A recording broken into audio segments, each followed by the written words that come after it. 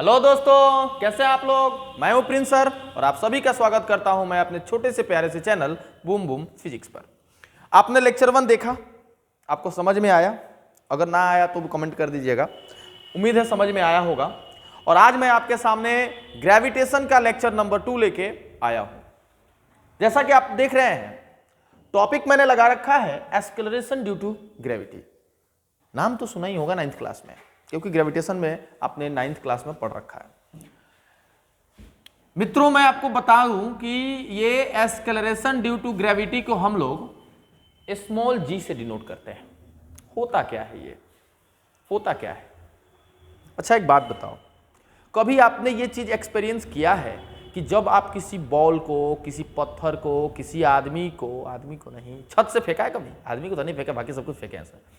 तो जब आप किसी चीज को ऊपर से फेंकते हैं तो हमेशा आपको यह देखने को मिलता है कि वो चीज, वो वस्तु नीचे की ओर आ रही है। तब दिमाग में आता है कि नीचे क्यों जाता है। ऐसा इसलिए होता है दोस्त कि पृथ्वी बहुत बड़ी द्रव्यमान वाली एक वस्तु है, और एक बहुत बड़ी द्रव्यमान वाली वस्तु अपने से छोटी द्रव्यमान वाली वस्तुओं को अपनी ओर खींचेगी गुरुत्वाकर्षण बल लगाकर। यही कारण होता है कि आपके हाथ में ये जो मार्कर है, छोड़ेंगे तो गई नीचे। क्यों नीचे गई भाई? इसके पीछे का कारण गुरुत्वाकर्षण बल। गुरुत्वाकर्षण बल दो द्रव्यमानों के बीच में लगने वाला एक आकर्षण बल होता है, लेकिन पृथ्वी और किसी दूसरे द्रव्यमान के बीच में जब कोई बल लगता है तो हम उसको गुरुत्वीय बल बोलते हैं। क्या बोलते हैं? गुरुत्वीय बल। गुरुत्वीय बल क्या होता है उसको हम लोग इंग्लिश में बोलेंगे फोर्स ड्यू टू ग्रेविटी। क्या बोलते हैं दोस्त? Force due to gravity. याद रखिएगा मेरी बात को, दो मासेस के बीच में लगने वाला फोर्स ग्रेविटेशनल फोर्स, और अर्थ और किसी दूसरे बॉडी के बीच में लगने वाला force, force due to gravity. Okay. अब जब किसी बॉडी को हम रिलीज करते हैं किसी हाइट से, तो आप देखिएगा जैसे जैसे ये नीचे आता है इसकी वेलोसिटी इंक्रीज करती है। और आपने पढ़ा होगा वर्टिकल मोशन, जब आपको हम पढ़ा रहे थे तो आपको याद होगा ये बातें मैंने बताई थी कि जब आप किसी बॉडी को रिलीज करते हैं किसी टॉप हाइट से, तो जब वो नीचे की ओर आती है तो उसकी हाइट जो जैसे जैसे आप नीचे आते जाती है, वो ऑब्जेक्ट का जो वेलोसिटी होता है इंक्रीज होता जाता है। अच्छा, वेलोसिटी इंक्रीज होता है, इसका मतलब एक्सेलरेशन है। समझे बात को? पकड़ में आया? नहीं आया? जब भी वेलोसिटी चेंज होती है मतलब वहां पर एक्सेलरेशन आ रहा है। क्या आ रहा है? एक्सेलरेशन। समझ रहे बात को? वेलोसिटी चेंज हुआ, एक्सेलरेशन आएगा। एक बात और, इसको दोबारा मतलब से समझ लो। अच्छा, अर्थ क्या कर रही है किसी बॉडी पे? फोर्स लगा रही है, फोर्स लगा रही है। फोर्स कैसा होता है सर? फोर्स F बराबर A में होता है। बताओ मेरे भाई, क्या बिना एक्सेलरेशन का फोर्स एग्जिस्ट करेगा? आपका आंसर होगा नहीं सर। मतलब कि every force has a specific acceleration. सारे फोर्स के पास एक स्पेशल टाइप का एक्सेलरेशन होता है। वैसे ही जब अर्थ किसी भी बॉडी को अपने सेंटर की ओर अट्रैक्ट करती है तो उसके पास भी कुछ एक्सेलरेशन होगा, and that acceleration is called acceleration due to gravity. मतलब sir, acceleration due to gravity केवल अर्थ लगाती है, तो हमारा आंसर होगा जी बबुआ, एक्सेलरेशन ड्यू टू ग्रेविटी केवल और केवल अर्थ लगाती है। क्या लगाती है? अर्थ लगाती है। बबुआ, धरती माता होती है हमारी ये अर्थ। धरती माता की नजरों में सारे बच्चे समान होते हैं। उसी तरह अर्थ हर एक बॉडी पर किसी को भी, अरे तुमको पटक दे ऊपर से, या हाथी को पटक दे, या एक छोटा सा पंछी के पर को पटक दे, छोड़ दे, अर्थ उन सब पे एक ही टाइप का एक्सेलरेशन लगाएगी, and that acceleration is acceleration due to gravity and it is denoted by small g. Sir आप बोल रहे हैं कि सारे बॉडी पर एक ही टाइप का एक्सेलरेशन लगाती है अर्थ। इसका मतलब आप ये बोलना चाहते हैं कि the value of ji is constant for every body. G, इस जी का वैल्यू जो है हर एक बॉडी के लिए कांस्टेंट होता है। कुछ कुछ गुदगुदी हो रहा होगा सर, क्या हमेशा कांस्टेंट होता है सर? तो सवाल, आप मेरा आंसर ये होगा आपके सवाल का कि जी का वैल्यू सरफेस पर, कहां के सरफेस? अर्थ के सरफेस पर हमेशा कांस्टेंट होगा। On the value of ji is 9.8 metre per second square. आपका यदि हम मान लें, अरे हम प्रूफ करेंगे भाई कि आखिर जी का value 9.8 metre per second square क्यों होता है। आप बोले सर कि जी का value at the surface of earth 9.8 metre per second square होता है। आप एट द सरफेस ऑफ अर्थ जोड़े हैं, इसका मतलब कि जरूर कोई बात है। क्या हम सरफेस छोड़ेंगे तो जी का वैल्यू 9.8 नहीं होगा? नहीं होगा। कितना होगा? मतलब कि जब हम अर्थ के सरफेस को छोड़ेंगे और ऊपर जाने लगेंगे, ऊपर जाने लगेंगे, ऊपर जाने लगेंगे, ऊपर जाने लगेंगे, ऊपर जाने लगेंगे, ऊपर जाने लगेंगे, तो क्या होगा? जी का वैल्यू बदलेगा। घटेगा सर? नहीं बताएंगे। बढ़ेगा सर? नहीं बताएंगे। कब बताएंगे सर? जब हम बनवाएंगे। बात यहां पर यह है कि जैसे जैसे आप अर्थ के सरफेस से अप जाओगे, ऊपर जाओगे, जी का वैल्यू चेंज करेगा। सर धरती के नीचे जाएंगे तो तब भी चेंज करेगा। समझ रहे बात को? कैसे चेंज करेगा? इंक्रीज करेगा या डिक्रीज करेगा? ये सारी बातें बाद में करेंगे। पहले समझ लेते हैं कि ये जी का value at the surface of अर्थ कितना होता है। तो आइए दोस्त, पहले हम जी के डेफिनेशन के बारे में बात करते हैं कि what is small g, what is acceleration due to gravity. इसका डेफिनेशन हम एक खूबसूरत लैंग्वेज में लिखेंगे।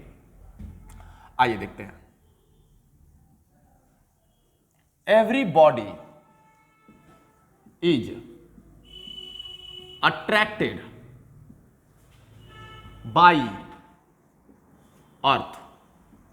क्या गलत लिखा इसमें?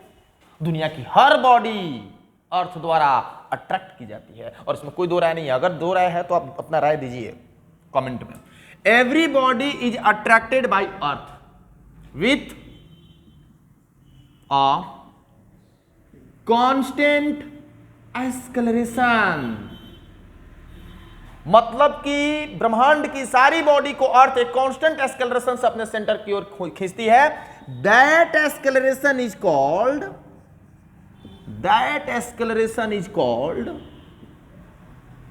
Acceleration due to gravity. Acceleration due to gravity.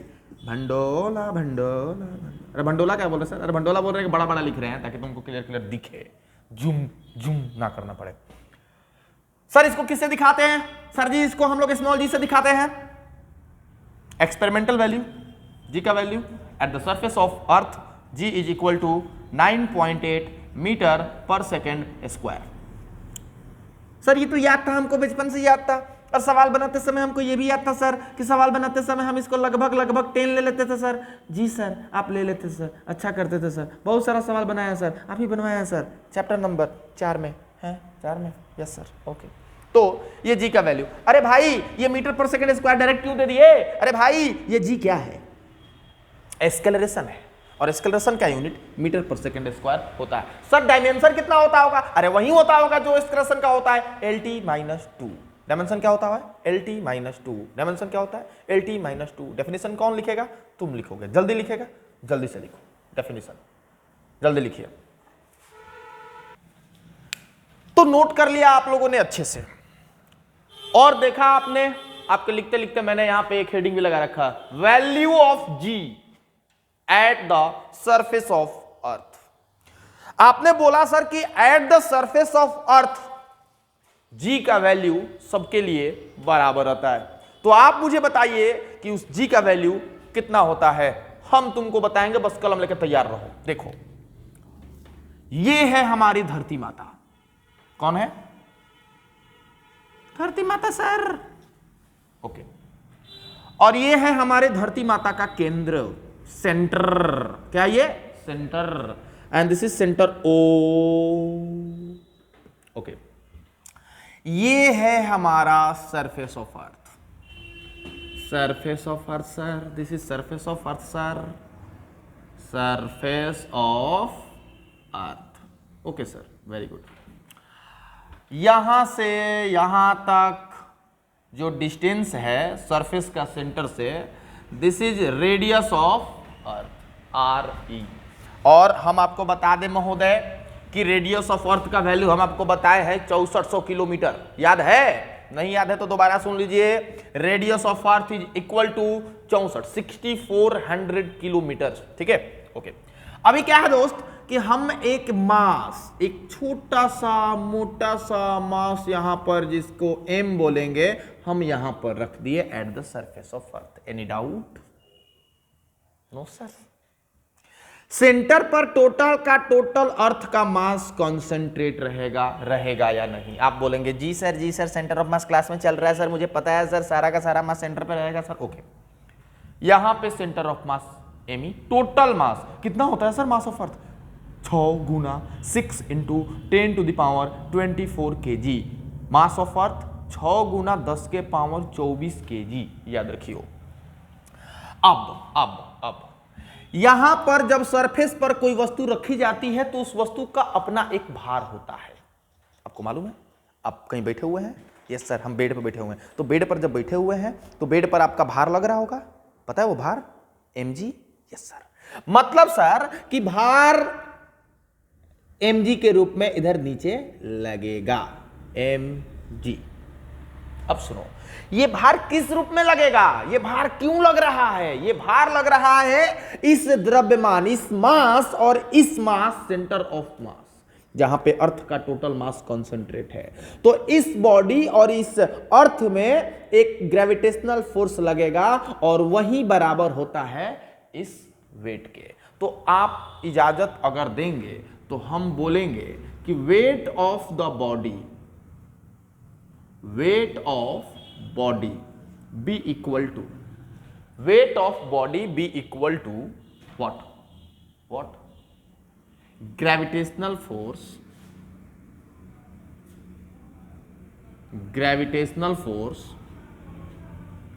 between m and me। m क्या है? वो बॉडी है जिसको आपने सरफेस पर रखा है। me क्या है? अर्थ का मास है। सिंपल सी बात है। weight of the body is equal to m into g, m into g, lollipop लागेलू।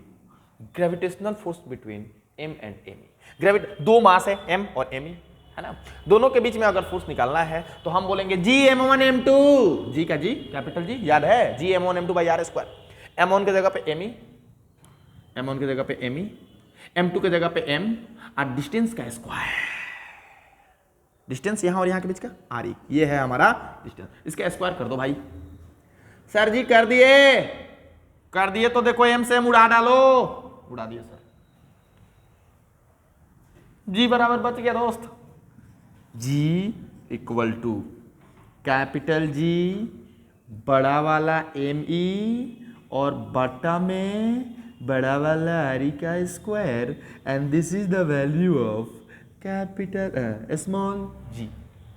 क्या आया दोस्त? ये यहां पे आप देखो मित्रों, स्मॉल g का value, acceleration due to gravity का जो वैल्यू आया, capital G into M E by R E का स्क्वायर। आपको देखो ध्यान से, इस कैपिटल G का वैल्यू आपको मालूम है 6.67 into 10 to the power -11 newton metre square per kg square. आपको तो मालूम था दोस्त, झूठ मत बोलना, आपको मालूम था। यस सर मालूम था। झूठ मत बोलना, आपको मालूम था। यस सर मालूम था। झूठ मत बोलना, आपको मालूम था। यस सर मालूम था। ओके, एमई क्या है? ME mass of earth. ME is mass of अर्थ। आपको मालूम है मास ऑफ अर्थ कितना होता है? यस सर याद है। कमेंट कर दो मास ऑफ अर्थ कितना होता है, कमेंट कर दो, धड़क दे बेटा, कर दो। हाँ, कुछ नहीं याद है तुम्हें? 6 गुना 10 के पावर 24 kg। याद आ गया सर। आर ई बताओ। R E, this is radius of earth sir, radius of earth sir. मुझे पता है सर, अरे तो बताओ, नीचे कमेंट करो ना फिर। कर दिया सर। नीचे दिखाई दे रहा है बेटे? दिख रहा है सर? हम लिख दीजिए सर, लिख रहा है ना? ओके, तो आप यहां पे बोल सकते हैं 6400 किलोमीटर। सर जी ऊपर सारे के सारे आपने लिखा एसआई यूनिट में और यहां पे किलोमीटर में टेल दिए। अरे आप इसको मीटर में कन्वर्ट कर लो भाई, और जब मीटर में कन्वर्ट करोगे, हो नहीं दिख रहा है। मुझे पता है तुम लोगों के सारे दुख मुझे मालूम है तुम्हें, सारे दुख तुम्हें मालूम है, बस वो गर्लफ्रेंड वाली छोड़ के। आ जाओ देखो, 6400 किलोमीटर। कितना? 6400 किलोमीटर। और 6400 किलोमीटर को कितने लोगों को चेंज करने नहीं आता मीटर में? बहुत सारे लोगों को नहीं आता, सारे लोग में से बहुत सारे लोगों को नहीं आता, लेकिन फिर भी शर्म के मारे बोल नहीं सकते। अच्छी बात है ना, यूट्यूब पे पढ़ लो, सामने नहीं आना पड़ेगा। ओहो, 6.4 इंटू 10 के पावर 6 मीटर। कैसे किए? अरे कुछ नहीं किए दोस्त, 1000 से गुना कर दिए, बहुत सिंपल था, सबको आता था। झूठ बोले मैं, सबको आता था। ये 6.4 इंटू 10⁶ मीटर। आप ये बोल सकते हैं दिस इज रेडियस ऑफ अर्थ। भाई मेरे, इस जी का वैल्यू तुमको मालूम चल गया, एम ई का वैल्यू तुमको मालूम चल गया और आर ई का वैल्यू मालूम चल गया, उसके स्क्वायर कर देना। करने के बाद तुम इसको करोगे अच्छा सा गुणा, क्योंकि तुमको गुणा बहुत पसंद है, और करने के बाद तुम करके बताओगे कि इस जी का वैल्यू कितना आया, जी का वैल्यू कितना आया तुम बताओगे, तुम्हारा कितना आया ये तुम बताओगे, हम बता देते हैं। मेरा करने के बाद तो 9.8 मीटर पर सेकंड स्क्वायर आया था, पता नहीं बहुत पहले किए थे जब हम पढ़ते थे, अब करके तुम देखना जरा। अगर तुम्हारा आया तो नीचे कमेंट करना कि ये सर मेरा भी आया, मेरा भी आया, मेरा भी आया। जो नहीं करेंगे समझ ले साले नहीं किए तुम लोग, ठीक है। जल्दी से नोट करो और अभी कभी करके दिखाओ, पॉज करके कर ही लेना। चलिए, बहुत सारे लोग कमेंट किए हुए होंगे कि सर जी का वैल्यू कितना आया, 9.8 आया, 9.8 आया, किसी का कुछ कुछ उल्टा पुल्टा आया होगा, दोबारा करना तिबारा करना, तब तक करते रहना जब तक कि 9.8 आ नहीं जाता। थोड़ा इधर उधर आएगा, एग्जैक्ट 9.8 9.777 ऐसे करके कुछ आएगा, ठीक है। जो भी आएगा बता देना कमेंट में कितना है। अभी हम बताएंगे कि variation of g at the surface of earth, value of ji is 9.8, but what happens when we go up, go down और due to the shape of earth. Shape of earth का मतलब सर, अर्थ का shape के कारण से भी जी का value बदलता है? अरे भाई एकदम बदलता है, और कितना बदलता है ये तुमको दिखा देते हैं। आप अभी तक पढ़े थे कि पृथ्वी जो है गोल है, earth is a sphere, earth is not a sphere, earth spherical नहीं है, अंडाकार है, एलिप्टिकल है ना। अर्थ का जो एक्चुअल शेप है छोटू, वो कुछ इस तरीके का है। ये अब इतना भी आलू के जैसा नहीं है, मेरा ड्राइंग थोड़ा मतलब गरीब है, ठीक है ना, तो इतना भी वो नहीं है, बट है ऐसा ही कुछ है, ठीक है ना। अंडा के साइज का है, अर्थ का साइज जो है, बस इतना समझ लो कि स्फेरिकल नहीं है। स्फेरिकल जब नहीं है, and this is the centre, और ये वो लाइन है जो इस तरह से निकल रही है, ठीक है। ये वो लाइन है जो इस तरीके से निकल रही है, ठीक है। ये वो लाइन है जिसे आप इक्वेटर बोलते हो। आप इसे क्या बोलते हो? इक्वेटर। आपको तो मालूम होगा कि इक्वेटर क्या है। ये सेंटर से यहां तक का जो रेडियस वाला होगा, हम इसको बोलेंगे रेडियस, आर ई बोलेंगे, कैपिटल ई डाल देते हैं। कैपिटल ई का मतलब हो जाएगा आर ई क्यू डाल देते हैं, ताकि मालूम चले तुमको कि आर रेडियस इक्वेटर के अलोंग है। फिर हम लोग क्या करेंगे कि यहां से एक लाइन डालेंगे और इसको हम लोग बोलते हैं क्या दोस्त? पोल। क्या बोलते हैं? पोल। ओके। और आपको मालूम है कि यहां से यहां तक के लेंथ को हम लोग क्या बोलेंगे? ये रेडियस क्या कहलाएगा? आरपी, ताकि मालूम चले आपको कि हम इसको बोलते हैं radius of pole. Any doubt? No sir. आप यहां पे देख रहे होंगे कि रेडियस जो है पोल वाला और रेडियस जो है इक्वेटर वाला, इन दोनों में इक्वेटर वाला रेडियस ज्यादा है। आप देखिए, गलत बोल रहे तो देख लीजिए। आप क्या देख रहे हैं कि रेडियस पोल वाला और रेडियस इक्वेटर वाला, इन दोनों में रेडियस जो इक्वेटर वाला है वो ज्यादा है। ओके सर, आप बताइए दोस्त, जी का value G M E by R E का स्क्वायर होता है। मतलब यहां से एक बात आ गया कि जी का वैल्यू रेडियस के इनवर्सली प्रोपोर्शनल होता है।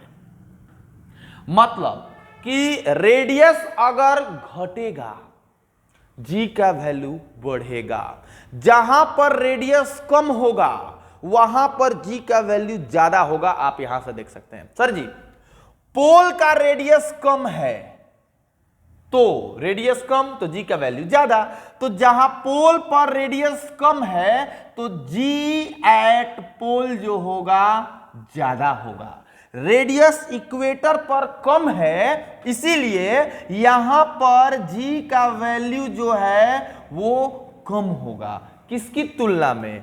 पोल की तुलना में। यहां पे आपने क्या लिखा कि रेडियस पोल का कम है और इक्वेटर का ज्यादा। यहां पे आइए और पलटा पलटी कर दीजिए। ग्रेविटेशनल एक्सेलरेशन जी जो पोल पे होगा ना दोस्त, वो ज्यादा हो जाएगा और जी का वैल्यू जो इक्वेटर पे आएगा ना दोस्त, वो कम हो जाएगा। ऐसा क्यों हुआ? यहां से रेडियस कम, जी ज्यादा, पोल पे रेडियस कम है, जी ज्यादा होगा, इक्वेटर का रेडियस ज्यादा है, जी का वैल्यू कम होगा। So g pole is larger than g equator. समझ आई बात? अब हम आपको एक इंपॉर्टेंट और वीवीआई कंसेप्ट और ट्रिक टाइप का बोल सकते हैं। आप ये याद रखना, हालांकि ये हम प्रूफ भी कराएंगे कि जी का वैल्यू जो होता है पोल पर, वो जी का वैल्यू इक्वेटर प्लस 0.018 मीटर प्रति सेकेंड स्क्वायर के बराबर होता है। पोल पर जो जी का वैल्यू होता है वो इक्वेटर पर के वैल्यू का 0.018 मीटर प्रति सेकेंड स्क्वायर ज्यादा होता है। क्लियर है दोस्त? तो जल्दी से आप इसको नोट कर लें। तो भैया आपने देख लिया कि विद द शेप के कारण से, अर्थ के क्या कारण से, शेप के कारण से जी का वैल्यू कैसे बदलता है। तो अभी हम लोग देखेंगे दूसरा नंबर टर्म विथ हाइट। अगर आप अर्थ के सरफेस से ऊपर जाते हैं तो जी का वैल्यू कितना होता है वही देखते हैं। ओके, शक्ति दे माँ मुझे शक्ति दे। आ जाओ, तुमको बॉर्नवीटा पिलाते बेटा, आ जाओ। देखो गोल हो रहा है ना ना ना ना ना ना ना ना,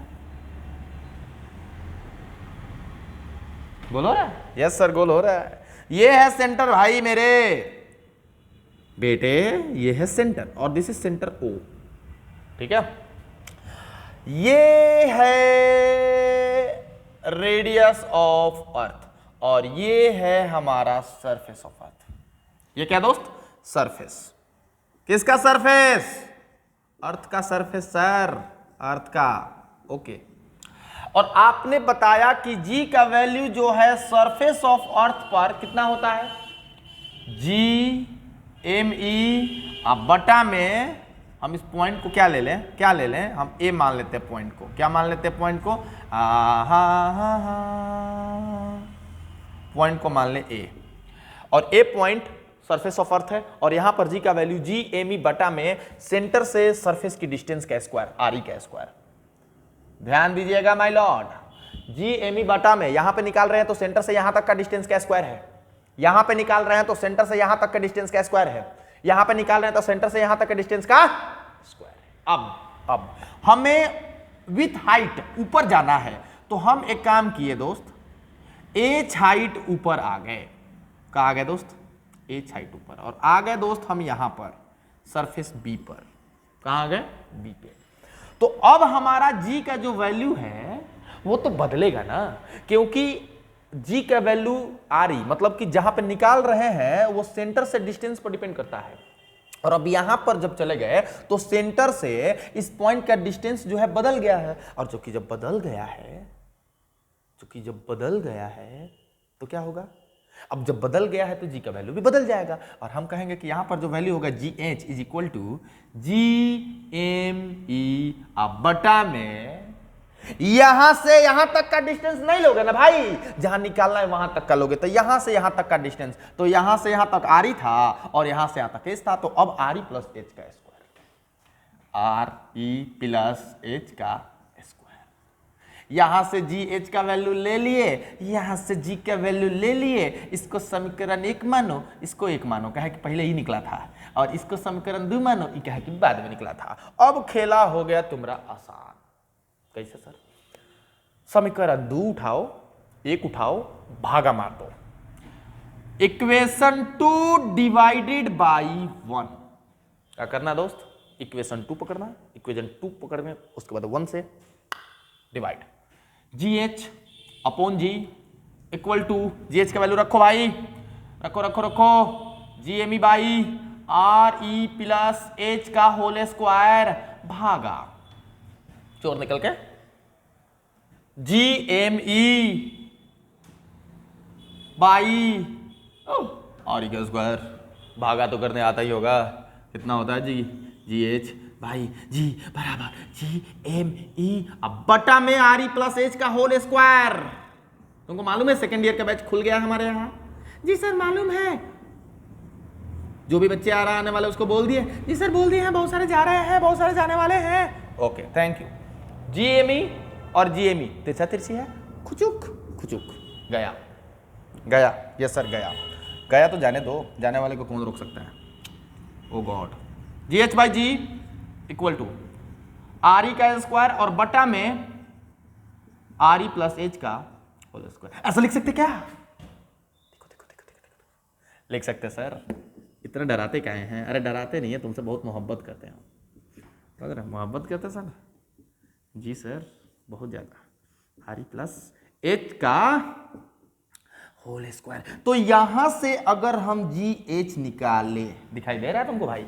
ओके, तो यहां पर ये G वहां चला जाएगा और G, और यहां पर देख दोस्त RE बटा में RE प्लस H का होल स्क्वायर। और ये है हमारा एक ब्यूटीफुल सा फॉर्मूला। इस फॉर्मूला के बारे में अभी तुमसे कुछ नहीं कहेंगे, पहले नोट करो, फिर इस पर डिस्क्रिप्शन में खूब बढ़िया बात करते हैं। तो कितना आया दोस्त? आपने एक्सप्रेशन जो निकाला था, G at height H is equal to G into RE अब बटा में RE प्लस H का होल स्क्वायर। ये हमारा वैल्यू है। G का वैल्यू जब आप कुछ ऊंचाई पर होते हैं दोस्त, ठीक है? कहां होता है? जब आप किसी ऊंचाई पर होते हैं। हम आपसे एक बात बता देते हैं, ये फॉर्मूला आप तभी लगाएंगे दोस्त जब हाइट लगभग लगभग बराबर हो रेडियस ऑफ अर्थ के। मतलब कि जब हाइट बहुत ज्यादा हो, when H is very very high, तब हम इस फॉर्मूला का इस्तेमाल करेंगे।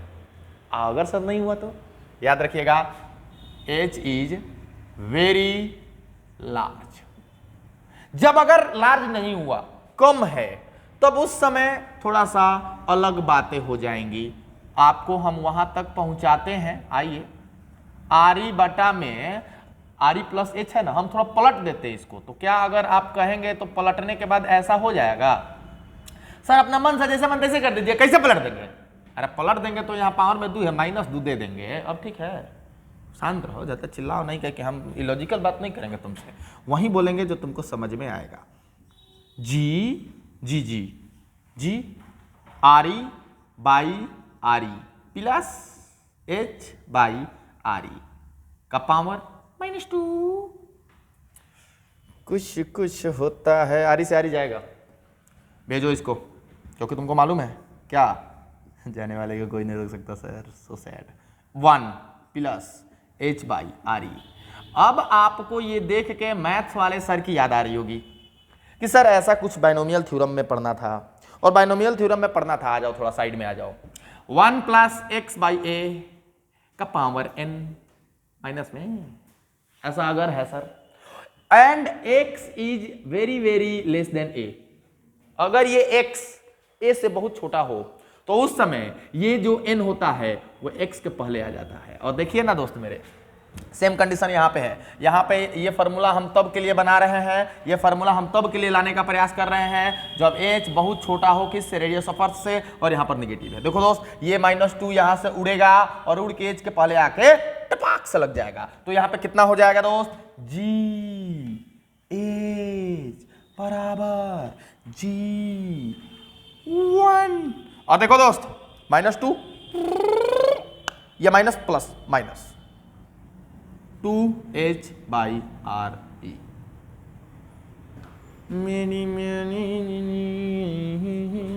देखो दोस्त, है ना? तो यहां पर एक फार्मूला ये जब H is very very large, एक फार्मूला ये जब H is very very low, H is very small. Radius of अर्थ से कंपेयर करना है।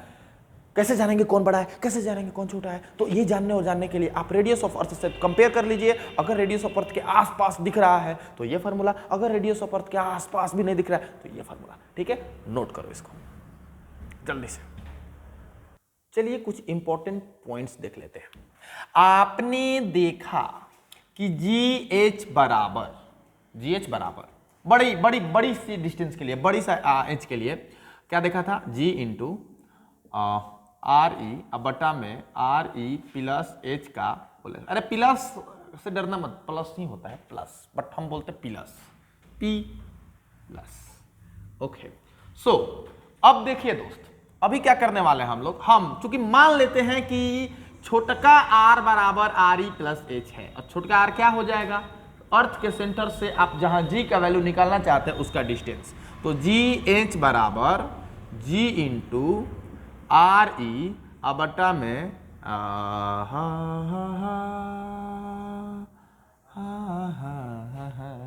तो यहाँ पे क्या देख रहे हो कि यहाँ पर जो g का वैल्यू है वो इनवर्सली प्रोपोर्शनल है डिस्टेंस के स्क्वायर के, मतलब कि जैसे जैसे तुम बढ़ोगे ऊपर वैसे वैसे g का वैल्यू कम होगा, जैसे जैसे आपका हाइट बढ़ेगा g का वैल्यू कम होगा। तो आप क्या लिख सकते हो कि विथ हाइट, जब हाइट बढ़ता है, विथ हाइट मतलब कि इंक्रीज इन हाइट, ऐसा लिखो, increment in height gives decrement in value of जी।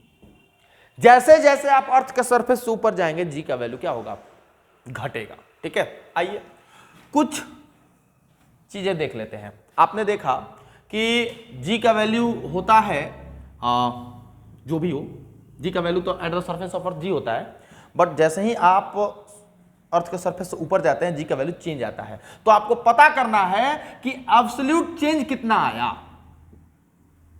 जी के वैल्यू में एब्सोल्यूट चेंज कितना आया, मैंने एग्जैक्ट चेंज कितना हुआ। जैसे 9.8 है तो घट के 6 हो गया, तो how much exact decreasement is, तो हम क्या करेंगे 9.8 में से जो आया है वैल्यू उसको घटा देंगे। तो वही करते हैं, एब्सोल्यूट चेंज अगर मुझे निकालना है तो जी का वैल्यू में से हाइट पर जो जी का वैल्यू आया है उसको घटा देंगे, तो मालूम चल जाएगा कि एग्जैक्टली कितना चेंज आया है। तो G minus G at height H is equal to G at height H, आपको तो मालूम है ना कि G 1 minus 2h by R E, मालूम है गंगोधर, अरे ओ गंगोधर, माइनस जी है ना, तो माइनस जी इंटू 1 माइनस जी, ये माइनस इसे प्लस 2h बाई आर ई, अरे ओ गंगोधर सुनाई दे भाई, सुनाई दे रहा सर।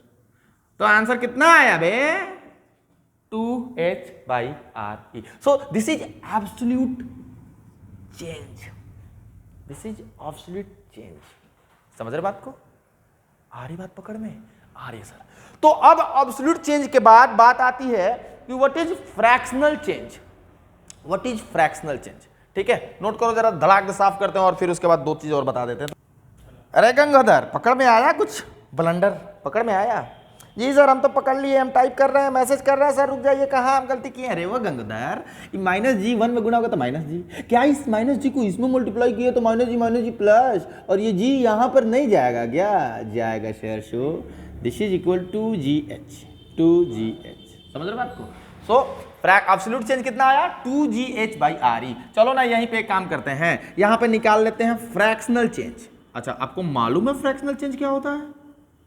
फ्रैक्शनल चेंज, अब देख दोस्त, फ्रैक्शनल चेंज जो होता है वो एब्सोल्यूट चेंज जो होता है, मतलब कि आप इसको क्या बोल सकते हो, डेल्टा जी बोल सकते हो, चेंज जितना हुआ है। तो फ्रैक्शनल चेंज जब निकालना हो तो आप चेंज निकाल लो जी में का और उसको ओरिजिनल वाले जी से डिवाइड मार दो। ठीक है, ओके सर।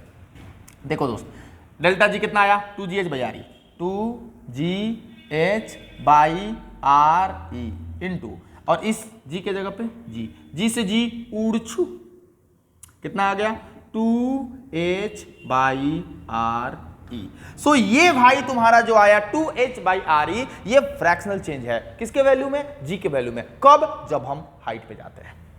एक और चीज समझ ही लो, फ्रैक्शनल के बाद परसेंटेज चेंज। अगर तुमसे पूछे कि how much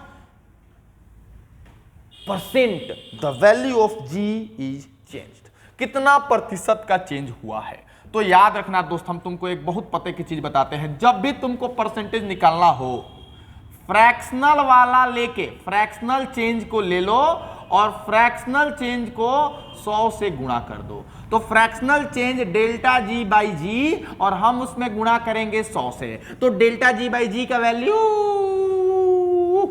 2h by R E. So it is 2h by R E multiply by 100। Okay, this is percent change, किसके वैल्यू में, जी के वैल्यू में। कब? जब हम ऊपर जाते हैं। ऊपर मतलब ऊपर सबसे ऊपर नहीं, हाइट। छापो तो आइए, वेरिएशन ऑफ जी, जब हाइट पे जाते थे जी का वैल्यू घटता था। अब सरफेस से नीचे जाएंगे, जब सरफेस से नीचे जाओगे ना दोस्त, तो जब आप सरफेस से नीचे जाते हो तो एक बात याद रखना, पहले जब आप ऊपर जाते थे तो अर्थ के डेंसिटी से कोई लेना देना आपको नहीं था, हवाएं मिलती थी। जब अर्थ के सरफेस से नीचे जाओगे तो अर्थ को खोदना पड़ेगा, पृथ्वी को खोद खोद के आपको नीचे जाना पड़ेगा, मतलब कि वहां पे अब डेंसिटी मैटर करती है। और जब छोटू डेंसिटी मैटर करती है तो आप GME/RE का स्क्वायर वाला फॉर्मूला तो बिल्कुल नहीं लगा सकते, क्योंकि यहां पर डेंसिटी का कोई जिक्र भी नहीं है ना। तो हम एक ऐसा जी का फॉर्मूला ढूंढने का कार्यक्रम करते हैं जहां पर डेंसिटी होती है। तो पहले आ जाओ दोस्त, एक काम करते हैं, स्टार्ट करने के पहले आपको मालूम है ना कि जी का value at the surface of earth GME/RE का स्क्वायर होता है, आपको तो मालूम है ना। ओके सर, मान लो कि डेंसिटी ऑफ अर्थ रो है, तो डेंसिटी बराबर मास बाई वॉल्यूम।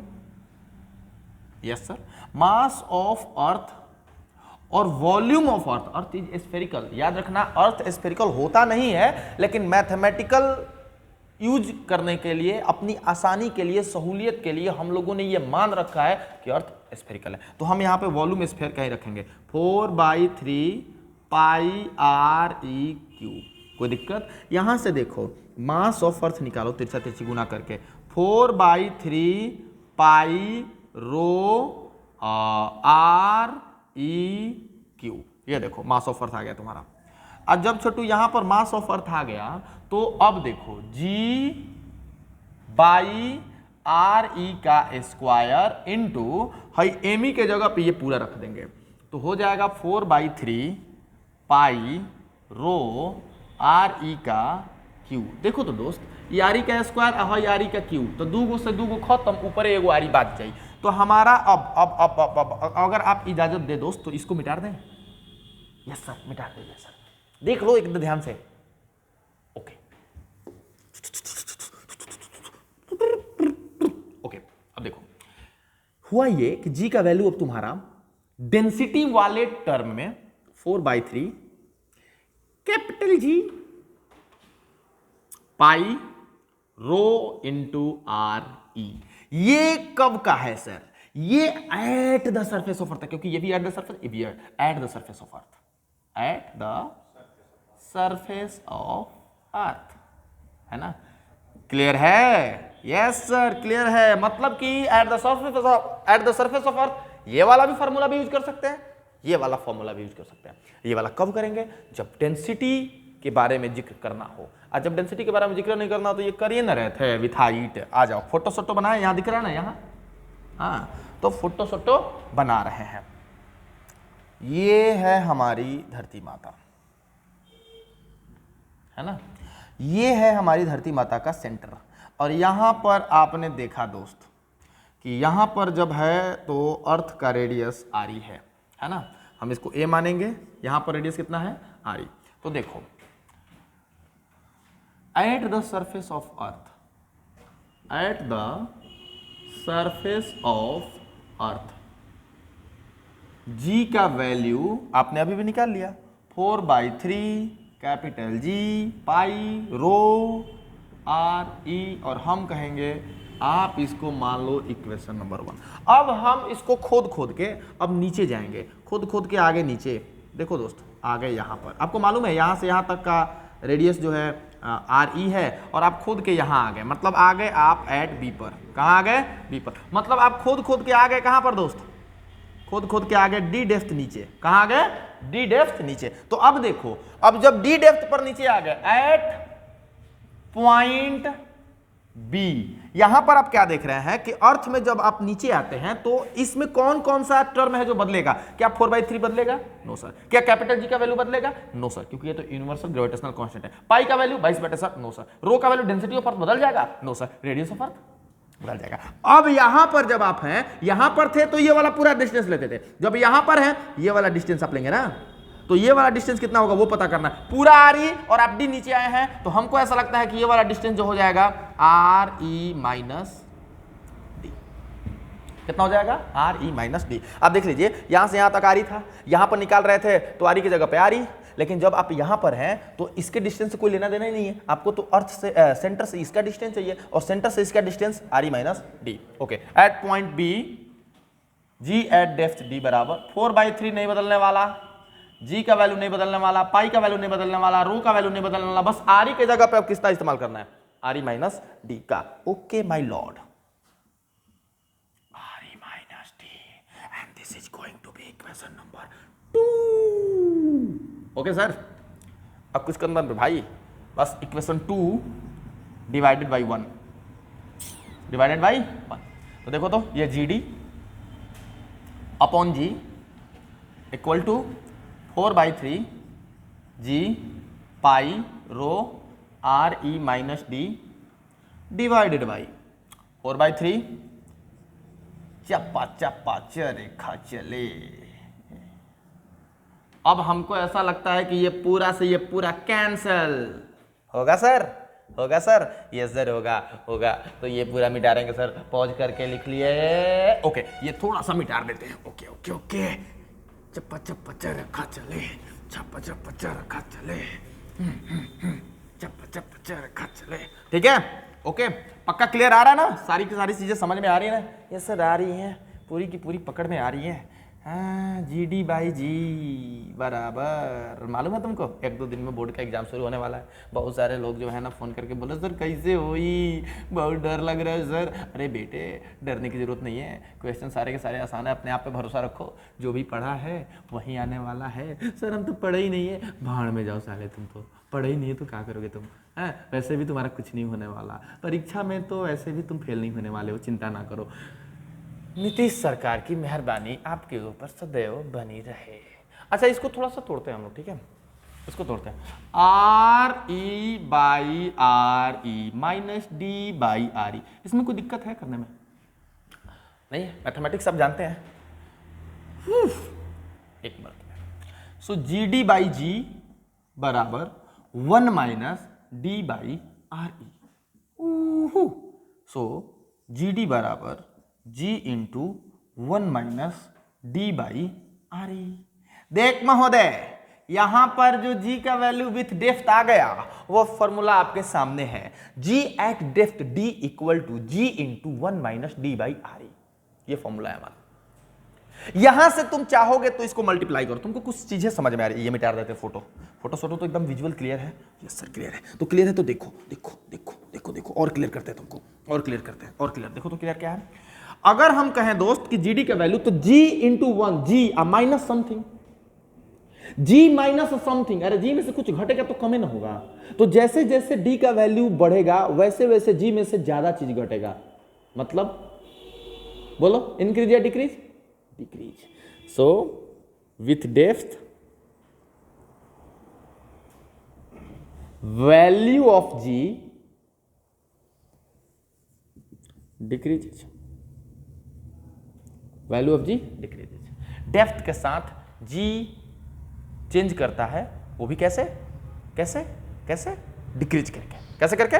डिक्रीज करके। ओके, तो यहां पर आपने देख लिया कि जैसे जैसे हम लोग सर अर्थ के सरफेस से नीचे जाएंगे वैसे वैसे सर जी का वैल्यू जो है डिक्रीज करेगा। सर आपने ये भी बोला था कि जैसे जैसे हम लोग ऊपर जाएंगे वैसे वैसे जी का वैल्यू डिक्रीज करेगा। मतलब सर अर्थ के सरफेस से चाहे तुम ऊपर जाओ, अर्थ के सरफेस से चाहे तुम नीचे आओ, दोनों ही कंडीशन में तुम्हें जी का वैल्यू घटता हुआ ही मिलेगा। मतलब साफ है कि जी का value at the surface of अर्थ सबसे ज्यादा होगा और वो है 9.8। मतलब जी का वैल्यू 9.8 से कभी भी अधिक नहीं होगा।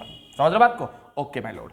अब जब आप ऊपर भेज रहे थे तो बताए थे एब्सोल्यूट चेंज कितना है, फ्रैक्शनल चेंज कितना है, फ्रैक्शनल चेंज के बाद परसेंटेज चेंज कितना है, इसमें नहीं बताओगे? अरे जरूर बताएंगे। एब्सोल्यूट चेंज का मतलब आप समझ रहे हैं दोस्त?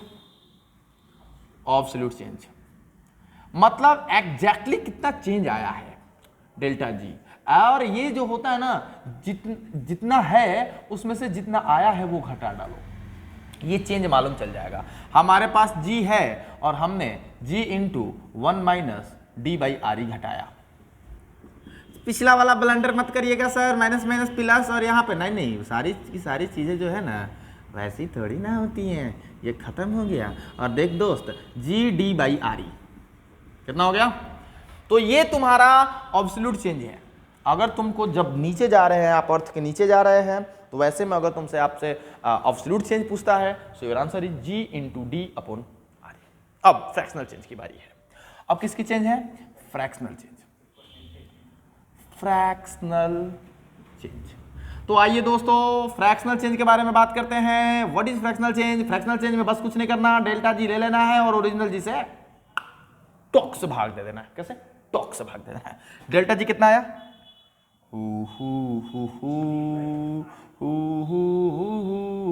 ये जी लगा दो भाई और जी से जी को उड़ा दो।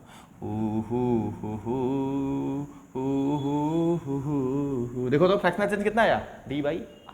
कितना आसान, कितना मूलायाम से, कितना बढ़िया से आ रहा है। नहीं, फ्रैक्शनल चेंज कितना है? D/RE। चलिए तीसरा नंबर हमारा सर जी परसेंटेज चेंज। सर जी परसेंटेज चेंज आपने बताया सर जी कि फ्रैक्शनल चेंज पकड़ लेना और परसेंटेज चेंज पकड़ने के बाद आप उसमें 10 से मल्टीप्लाई कर देना। किससे मल्टीप्लाई कर देना? 10 से मल्टीप्लाई कर देना। किससे चेंज कर देना मल्टीप्लाई? 10 से कर देना। 100 से करना है, 10 से नहीं करना है। किससे करना है? 100 से करना है। कितने लोगों ने भरोसा कर लिया सर 10 से? अरे नहीं जी, 10 से निकाल के कौन सा परसेंटेज निकाल लोगे बे? 100 से। जब भी परसेंटेज निकालना हो 100 से। ओके, फ्रैक्शनल चेंज कितना आया? D/RE into 100। So this is percentage change. This is called what?